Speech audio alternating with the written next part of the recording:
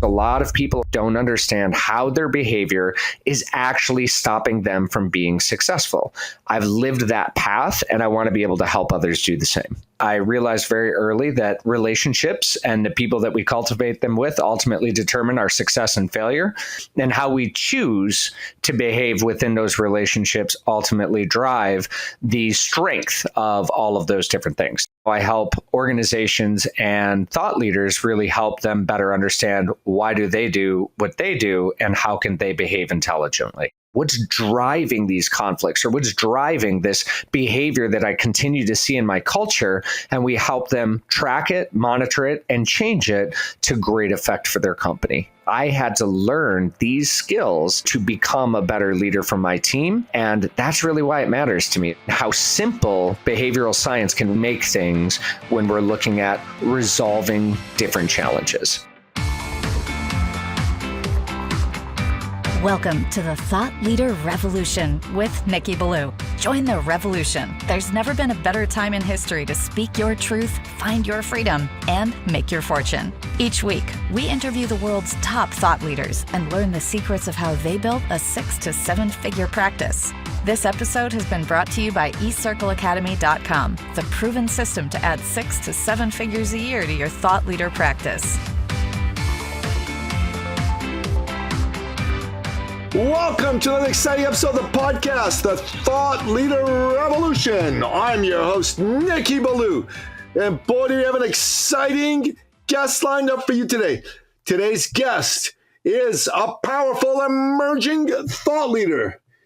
He is someone who's been a 2-time TEDx speaker, and he has been designated as a master trainer by the Association for Talent Development. He's the co-founder of the firm Behavioral Elements, and this is a man with true thought leadership when it comes to behavioral intelligence.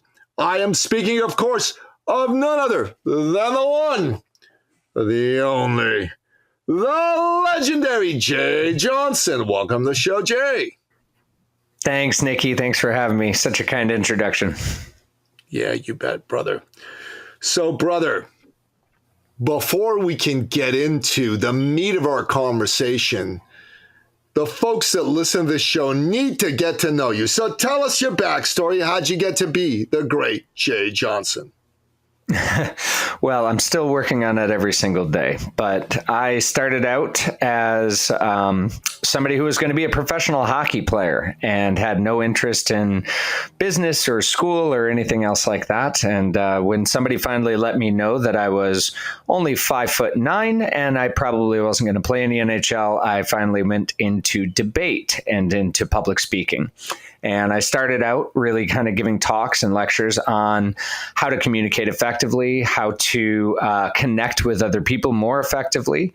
And along that pathway, I started to study psychology, neuroscience, and really kind of rounded out to better understand why people do what they do. And I realized very early that relationships and the people that we cultivate them with ultimately determine our success and failure, and how we choose to behave within those relationships ultimately drive the strength of all of those different things. So my background in behavioral science really kind of formulated with better understanding why do I do what I do, and now I help organizations and thought leaders really help them better understand why do they do what they do and how can they behave intelligently.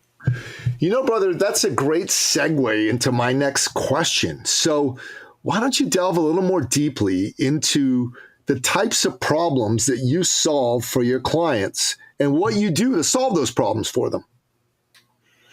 Yeah. So one of the things that we kind of take an approach with is that any problem within any company typically is a problem of people. And whether that's, the common problems that we're seeing constantly, whether it's quiet quitting, disengagement, if it's, conflict or poor management, poor leadership, all of those really stem around a series of behaviors that can be tracked, monitored, and better understood. And when we understand why we make the decisions that we make, it really helps us to foster that awareness, which can then drive us to make better decisions.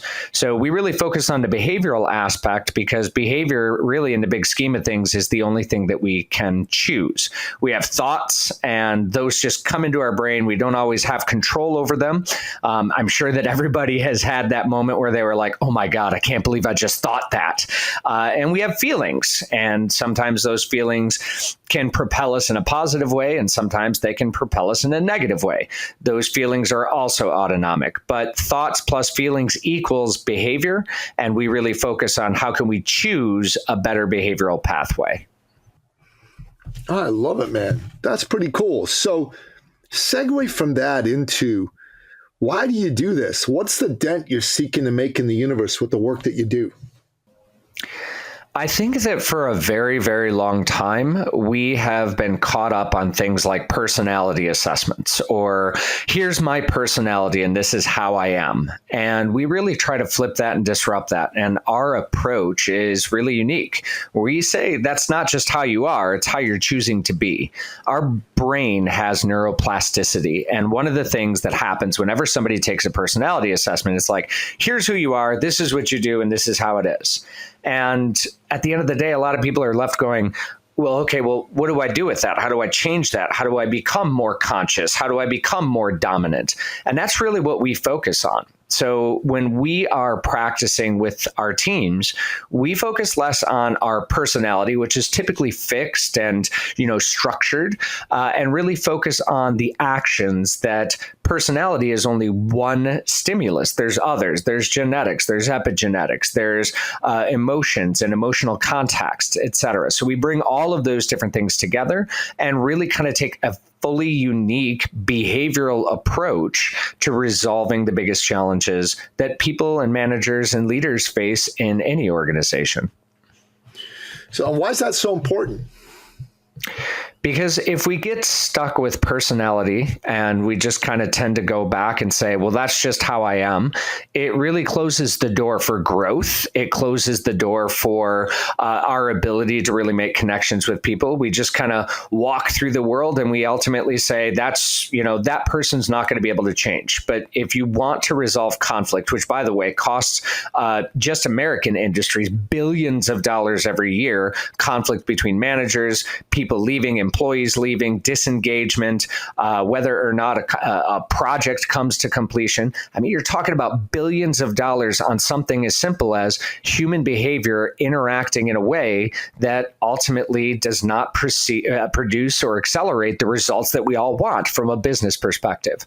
So we take this approach in order to be able to essentially help organizations better understand what's driving these conflicts or what's driving this behavior that I continue to see in my culture, and we help them track it, monitor it, and change it to great effect for their company and their bottom line. Why does this matter to you? Oh, why does it matter to me? Because research is often me search. And I had to uncover why some of my behaviors were not leading, were not leading to the outcomes that I wanted. I wanted to understand, why was I always, the first one to start arguing with my team in a meeting, or why was I taking a dominant approach? And I know what that comes from. It comes from my drive to acquire. And I didn't even realize how I was being perceived. And, one of the things that really kind of caught me off guard at one point in time was when somebody said that they didn't think I listened. Now, I was a trained debater. I listened to every single thing that is being said and what is not being said as well. And usually, from a debater's perspective, that is to be able to understand the argument and then to refute it. And unfortunately, those behaviors had gotten so ingrained in me that in my team meetings, they felt like I wasn't listening, even though I really was, but I wasn't taking their perspective or really empathizing with what they had to say.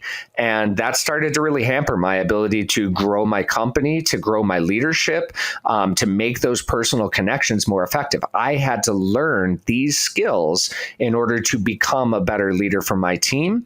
And that's really why it matters to me, is because there's a lot of people out there right now that don't understand how their behavior is actually stopping them from being successful.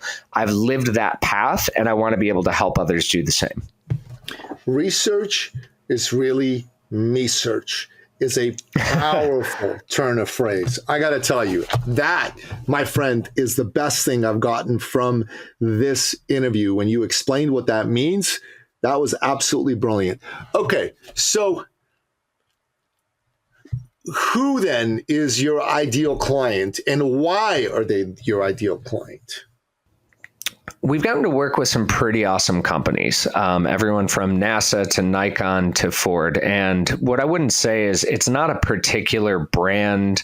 It's not a particular industry. We've worked across 50 different industries at this point in time. The best client for me is someone who's frustrated over problems that they know shouldn't be problems. That's the reality. Everybody that comes to us is like, we've tried everything. We've tried with team building. We've tried this. We've tried this. I know this is a problem that can be solved. We're committed to solving this challenge, whether that's a behavioral challenge, whether that's a leadership challenge, whatever it is. They want so desperately to do this. They've put the energy and the resources into it. They've made the commitments to do so, but still not getting results. That is my best client, because usually at the end of our interactions, they go, I've never taken that perspective before. I've never seen it looked at from that angle. I've never seen how simple behavioral science can really make things when we're looking at resolving different challenges. So that's my best client, is those that are frustrated, that haven't found results. I tend to really gravitate towards them to be able to provide them with the return on investment. When people ask me, who are the people that get results from working with you? Who are your favorite clients? The first thought that comes into my head is it's someone who's frustrated enough that they've reached what a very brilliant thought leader, not me, calls the point of disgust. They are so disgusted with how things are that they don't want to tolerate it for another nanosecond. They're like, F it. This has got to change yesterday, right? Like, that's where they're at. And when I'm listening to you answer my question, I'm going, yeah, he's talking about somebody in a decision-making capacity who's at that point of disgust, right? And then secondarily, they're gonna act. Like, they want to take action. This is an action taker, not a tire kicker, an action taker. And I'm listening to you say this, and I go, yeah, those are the people I like working with. Those are the people I want to be with. Disgust is a powerful, powerful emotion that can really drive change. And when people get to that point of just going, I'm fed up with it, that's when we tend to take motivational action. And I want to work with people who are motivated towards action. I don't want that person that's like, oh yeah, well, we've got this problem, and maybe this small, training, or maybe they can read this book, and that's not going to change behavior. If you're committed, you're committed. If you're towards excellence, you're towards excellence. And that's really who I want to work with. Honestly, that's who I want to work with. I don't want to work with anybody who isn't one of those things. Really great answer, Jay. Really great answer. I just wanted to say that. So, Jay. Thank you, Nicky. Yeah, you bet. Let's segue into currently, how are you finding or attracting these ideal, motivated, front side focused clients? Our biggest attraction right now, honestly, has been one of my TEDx talks on dealing with difficult people. So it's got about 5 million views at this point in time. And that really has been one of our best lead generators, because people look at it. And in that talk, I'd go through and say, these are the things that you've probably been experiencing. These are the things that you've probably chalked up to, I guess I'm just stuck like that, or this is how it's going to be, or this is how they're going to be. And then talk very shortly about, here's some ways that you can overcome some of those challenges. That actually has probably led to working with a number of the biggest organizations that I've worked with. And then usually upon bringing me into that space, one of the things that ends up happening is they go, well, what do you also have for this? Or how do you manage this? And a lot of time that's how the relationship builds.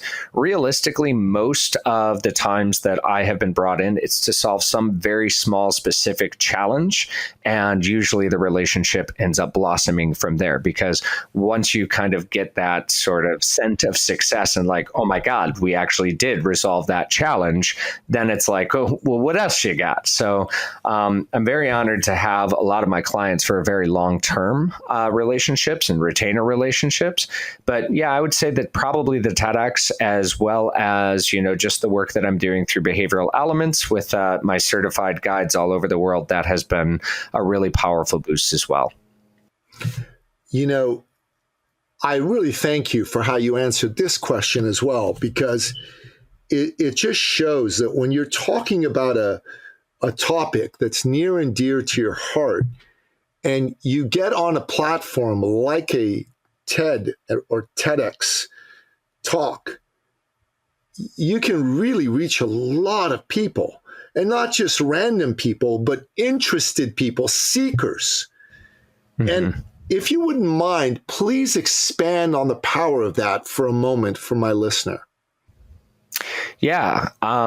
If you haven't done a TEDx talk, get out there and do one. Find something that you are passionate about. Here's the thing that I want to tell anybody that's ever thought about it. You may think that, well, there's already 100 talks on dealing with difficult people. Yes, but your perspective is still missing from the conversation. And you have a unique perspective. So don't get caught up on, well, everybody's already talked about that. You haven't. And when we start looking at people's unique contributions, it really does. I guarantee you, somebody in the world is going to look and say, nobody thinks like that, but I really resonate with that. I haven't heard somebody talk about it that way, but that really clicks with me.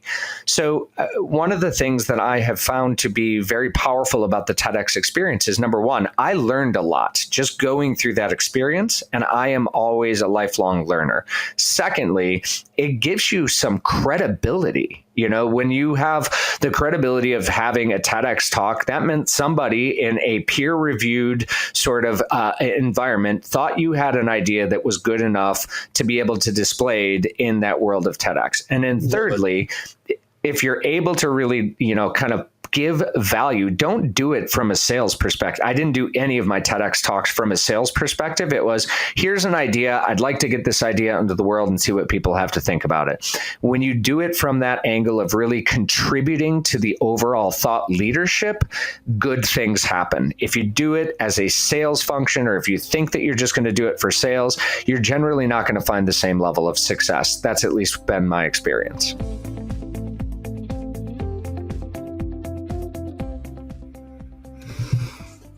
Jay, I brought you on this show because you and I had another conversation, if you recall. And we got along. We liked each other. We liked the cut of each other's jib. And I thought, hey, would you like to come on my show? And you said, sure, I'd like to come on your show. It'd be fun.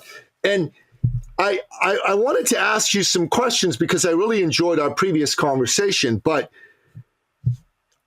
the way you're answering my questions has been so incisive, so thoughtful, that you're making me think here on the spot. So I have other questions that I've written down that I want to ask you, but I'm going, damn, we get to those later. Go deeper into what he's saying right now. This is really, really cool stuff. So you said some things here which I just want everyone to pay attention to. One, you said you learned a lot. Nicky Ballou has this philosophy of life. Okay, I'm talking about myself in the third person. That's kind of bad. But, but part of my philosophy of life is I think we are here on earth to live, to love, to grow, to learn, to contribute. And if we go through life with those values in mind, I think we're going to live a great life. I think we're going to make all the money we want and need. I think we're going to be really happy and fulfilled. And I think we're going to make a difference for a lot of people. The way you've answered your questions just right now about the TEDx talk, you learned a lot. I'm going, okay, this guy's getting to learn. You get credibility so that you can contribute more. And you're like, you can't go into a TEDx talk thinking this is a sales talk. And I'm like, yeah, he's right about that. There are certain times where you're going to have a sales conversation. This ain't one of them. You got to contribute. And you use that word very deliberately, contribute. And I just thought to myself, damn, brother, that was good. That was just like straight up awesome, really, really good. So Thank you, Nikki. Yeah. No, thank you. That was really awesome, fantastic. So Jay, give me one of your success stories, one of your best success stories. You don't need to use any names, in order to protect the innocent Sure. and all that. But I'd love to hear a great success story. Yeah, I think maybe one that was probably, and yeah, I will keep the names out for confidentiality purposes. An organization, pretty good sized organization. I was working with the North America division, and what they were seeing was year after year turnover from some of their frontline employees. And because this was a company that their frontline employees were very, very highly educated, highly technical engineering, it was expensive. And every single time that they had lost an employee, they added money. They were like, hey, we'll make the salary larger. We'll add these benefits. We'll add a pool table. We'll do this. We'll do this. We'll do this. And none of it was working. And they had brought in a number of different consultants. They had brought in a number of different trainings. And for some reason, they still were experiencing turnover at pretty substantial rates. And one of the things that we did when we started to work with them is they said, can you come in and give us a dealing with difficult people conversation talk? And I said, no. And the look on the HR person's face is like, what do you mean? I said, how do you know that that's what your challenge is? And we started to have a conversation about that. And I didn't just give in and say, yeah, sure, I'd love to work with you and I'm going to do whatever you ask. But I said, how do you know that's the challenge that you're experiencing? And we started to sit down and have a conversation. I said, before we commit to anything, I'd really like to interview some of the people and ask, do you have other data? Do you have exit interviews? Do you have this? Do you have that? Sure enough, start going through all of this. It was not a question. It was not a question of having a dealing with difficult people. It was a question of the way that they had structured their culture of micromanagement. And people were getting frustrated with that. Every single piece had a check-in. And when pressed on this, even by the technical engineering leaders, one of the things that they started goes, oh, I'm not really sure why we have to do that. Well, I don't know what the purpose of that is. Has anybody ever screwed this up? Has anybody violated this? No. Well, no. So instead of actually going in and saying, here's how to deal with difficult people, it was much more about here's how to lead through other people. Here's how you can delegate. Here's how you can create the conditions for learning opportunities for your employees and decision-making for employees. Here's how you can give ownership to different projects and the employees. And we really focused on that piece of the culture. And after a 6-month time frame of really getting in deep with these managers, one of the things, and probably one of my favorite successes, is literally their retention rate skyrocketed. They stopped losing these managers. I mean, turnover, Nikki, it was incredible. It was like 90 days, 120 days, turnover. And then for the next year and a half, we've still continued to measure their retention rates have hit over the 93, 94%. They were literally at about like 68, 69%, somewhere in that range. And it was just, I felt so grateful that I had the opportunity and that they trusted me enough to actually say, let me offer you some different insight, and really digging into that, because I think that was one of those that, honestly, really, I don't know. That one really felt good. This was a good company. They're doing great things. They're doing great things in healthcare. They're doing great things in aerospace. And it was just something that was really powerful. I love it. You spoke earlier. I want to segue into something else, because I really like that you said that your TEDx talk plus the people that you have licensed to deliver your methodology are some great sources of business for you. One of the things that we believe allows a thought leader to really scale their impact is when they have developed their IP to the point where it's licensable, and then they find a way to actually license it and sign a lot of people up to deliver that IP and obviously create a wonderful revenue stream for themselves. I'd love for you to spend 2 or 3 minutes just describing that process as far as, you and your thought leadership is concerned, and also for the listener on how they can start maybe thinking about their own IP and when it makes sense for them to think about licensing it? Sure. Yeah, I love that question because it was really interesting. In the process, it all started with reading a text from two management psychologists from Harvard University that had essentially put forward a pretty prominent model of, behavior and where it comes from.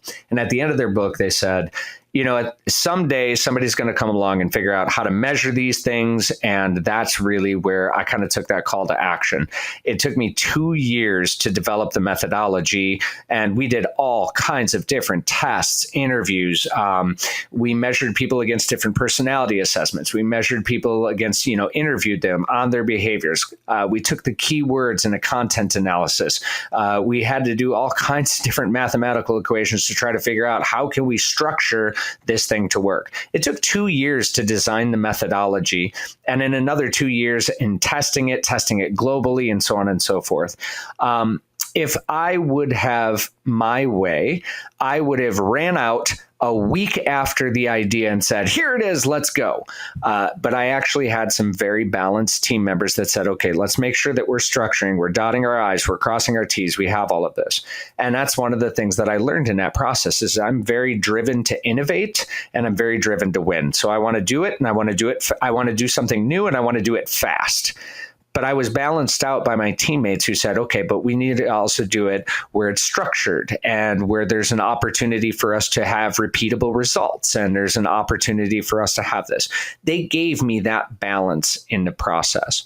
Once we had done our testing and once we had started to implement this ourselves in our own company, and I started with implementation in my own company, all of our core values are around this, our mission, our vision, all of that is related. All of our people are trained on the methodology. And one of the things that we started to see was all these unique applications to it. So when we took it to market as a product, we were just delivering all of the training. We were delivering the assessments. We were delivering cultural experiences utilizing the program.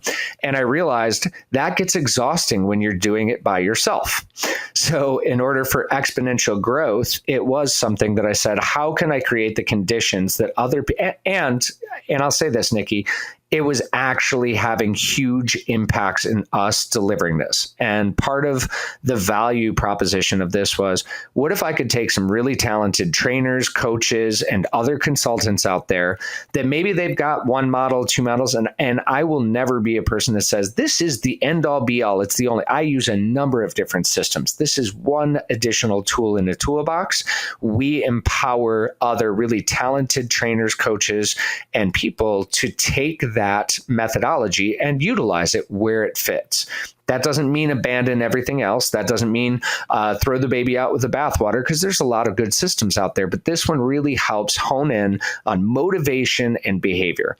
So we did our first test probably about 4 years into the program to say we're going to certify 10 guides. And that was my design thinking prototype. I wanted to see what did it take to certify them, to get them up to speed, to be able to deliver, to be able to give the same kind of impact. And then once that process was done, then it was like, okay, let's go find the next 10. And then we found the next 10 and the next 10. We've got about 60 certified guides all over the world right now.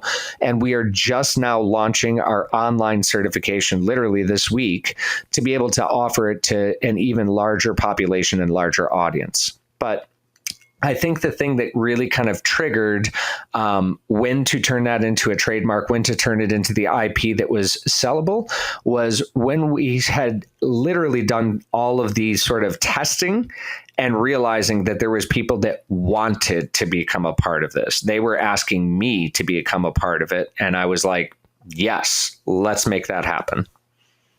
I got to tell you, I think what you're doing and what you have done to create a thought leadership driven business is stunning. Absolutely stunning. So, Jay, if someone is interested in finding out about this to bring in their own company, or finding out about this to potentially be a guide, what's the best way?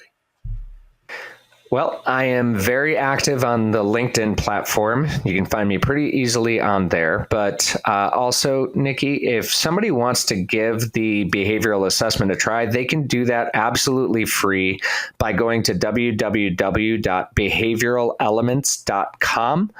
And you can take the assessment. It's going to tell you what a primary drive is. It's going to give you 6 pages of information about work styles, about how those drives interact with each other. That's a great way to get started. And then, of course, you can reach out to me through that contact form. You'll receive an email, but my email address directly is jay@behavioralelements.com. Well, that's awesome. Not a lot of thought leaders give out their email address, so kudos to you for doing that. Jay, we end each episode by asking you, as our guest expert, to give us 3 rapid fire, bullet point, like kind of 15 words or less expert action steps. These are your best pieces of advice to help my listener take their practice, their business to the next level. What say you? Number 1, always be learning. And if you're not sharpening your mind, that tool becomes dull. So whether that's listening to these podcasts with Nikki or reading a book, getting into it, always be learning. Number 2, talk about what you're learning. First of all, it actually reinforces what you learned. And second of all, you're doing a service by getting into discussions, dialogues, and you're going to learn a lot from other people's perspectives and takes on it. And then the third one is remember that behavior is a choice. And ultimately, you have thoughts and feelings that may make you want to do certain things. But if you take a step back and you actually learn the concepts of behavioral intelligence and say, is this behavior really serving me, serving my company, serving my leadership? It's going to give you that opportunity to become more aware and make better choices. Those are my 3. They're 3 awesome expert action steps. Listener, Jay Johnson, the real deal. He dropped gold in this episode. Sit down, take notes, and listen. Give us a like, give us a rating, give us a review. That's how the algorithm works in our favor when more people do that. And please do that. And Jay, please give us a like, give us a rating, give us a review. I never used to ask our guests to do that, but now I ask them all to do that too. You've been on the show, you liked it. Do that, because this is going to help more people hear what Jay has to say. And if you liked the concepts he dropped here for you, go to his website, behavioralelements.com, and take that assessment. I'm going to do it. I think it's a great idea. Jay Johnson, Awesome. Brother. Thanks, Nikki. Yeah, you bet. God bless you. Thanks for coming on the show. It's been my pleasure. And that wraps up another exciting episode of the podcast, The Thought Leader Revolution. To find out more about today's amazing guest, the one and only Jay Johnson, go to the show notes at thethoughtleaderrevolution.com or wherever you happen to listen to this episode. Until next time, goodbye. This episode has been brought to you by eCircleAcademy.com, the proven system to add 6 to 7 figures a year to your thought leader practice.